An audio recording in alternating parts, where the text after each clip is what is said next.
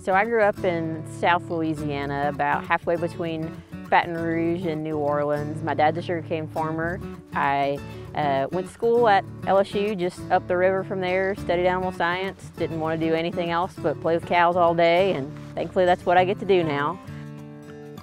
I'm the State Beef Cattle Extension Specialist. That means that I'm in charge of putting together extension programs to help cattle producers in the state of Mississippi.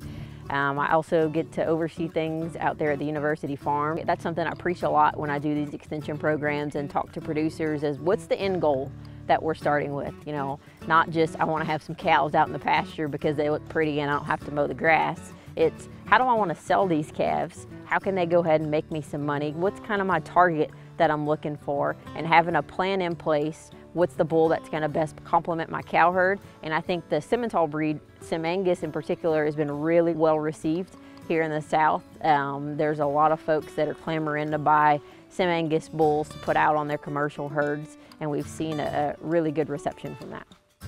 We're talking about not only just using a bull that complements their cow herd of a different breed, but then also taking advantage of that hybrid vigor in the cow. So maternal and direct heterosis is something that's, I think, really important for a commercial producer to take advantage of. But it's really important that it doesn't become a mongrelized system and kind of become the breed of the month or the bull of the month club. So they've got a good plan going into it about what they're trying to produce. Whenever my husband and I got married, it came time for us to start our cow herd. We kind of started from scratch, and we decided that, well, I decided pretty adamantly that we were going to have some Simmental cattle. I guess Brandi grew up with the Simmentals, and I had some dealings with them at A&M. Kind of developed a liking and an affinity for those cattle out at the beef unit, and then, you know, when Brandi and I started discussing on what kind of breeds we wanted to get involved with when we got married, in that naturally we just gravitated to Simmentals because we were both really comfortable, knew a lot of folks in the breed, and that, you know, liked the cattle.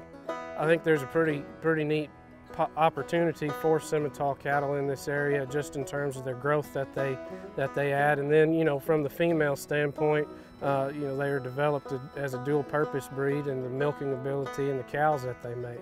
Heterosis, hybrid vigor, that's the only thing that's free. And you know, when you put those Simmental genetics back on these Brahman influence or these Angus cow herds, you're going to have some pretty darn good calves to take to the market.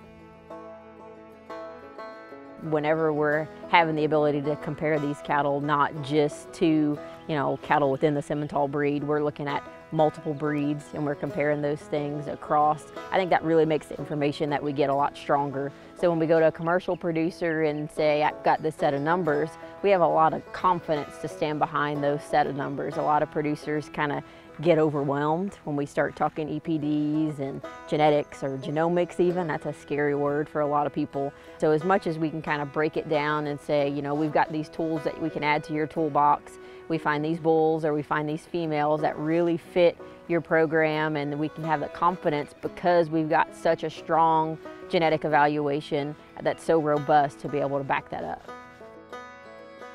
I think it's really neat to watch, you know, from what I grew up and where I started with.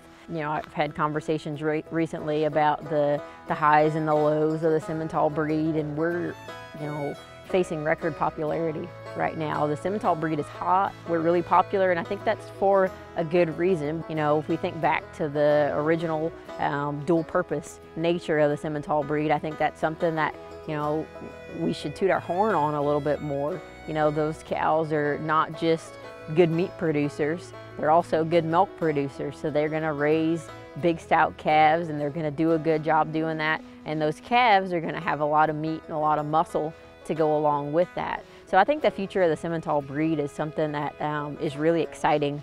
One of the things I think is important is that Simmental are adaptable and they're so diverse, and we've got so many different options out there.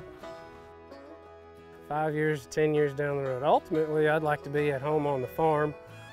We've got around 50 head of cows right now, and come home, be on the farm, raising bulls and replacement females. And come home and then have something to leave. If the boys want to come back to the farm, they have that opportunity too. I've got a young, growing family, so I've got 2 boys that my husband's standing behind us taking care of and providing them the opportunity that I had to be able to grow up in something like this, to be able to grow up in the cattle industry. Providing those opportunities for my boys is something that I think is really important.